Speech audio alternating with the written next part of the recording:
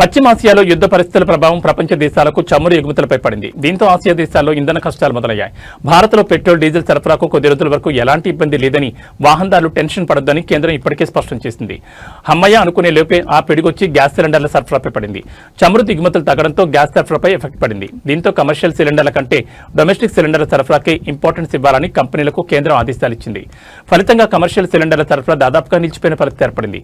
దీంతో హైదరాబాద్ ఐటీ కారిడార్లో ఉన్న హాస్టల్ యాజమాన్యాలు మెనూలో కోత విధించాయి. నగరంలో సుమారుగా 11,000 హాస్టళ్లుండగా 10 లక్షల మంది వాటిలో ఉంటున్నట్లు సమాచారం. హాస్టల్స్లో వాడేది కమర్షియల్ సిలిండర్లే. ఇప్పుడు వాటి కమర్షియల్ సిలిండర్లు దొరకడం కష్టం కావడంతో మెనూలో వంటలు తగ్గిస్తున్నట్లు ఐటీ కారిడార్ హాస్టల్స్ అసోసియేషన్ ప్రకటించింది. పశ్చిమాసియా యుద్ధం నేపథ్యంలో గ్యాస్ సిలిండర్ల కొరత ఏర్పడిందని, దీనివల్ల మెనూను తగ్గిస్తున్నట్లు తెలిపింది. కాఫీ, టీ, దోశ, పూరి, బజ్జీ, చపాతీలు అందించడం కుదరదని స్పష్టం చేసింది. ఆయిల్ ఎక్కువగా ఉండే వంటకాలు అందించలేమంది. అలాగే సెల్ఫ్ కుకింగ్ ఆప్షన్ కూడా తాత్కాలికంగా ఆపేస్తున్నట్లు చెప్పింది. ఎక్కువసేపు ఉండాల్సి ఉన్న కూరను కూడా మెనూలో అందించలేమని పేర్కొంది.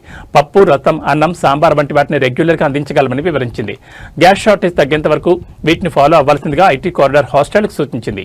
ఈ మేరకు హాస్టల్లో ఉండే ఉద్యోగులు, విద్యార్థులు సహకరించాల్సిందిగా కోరింది.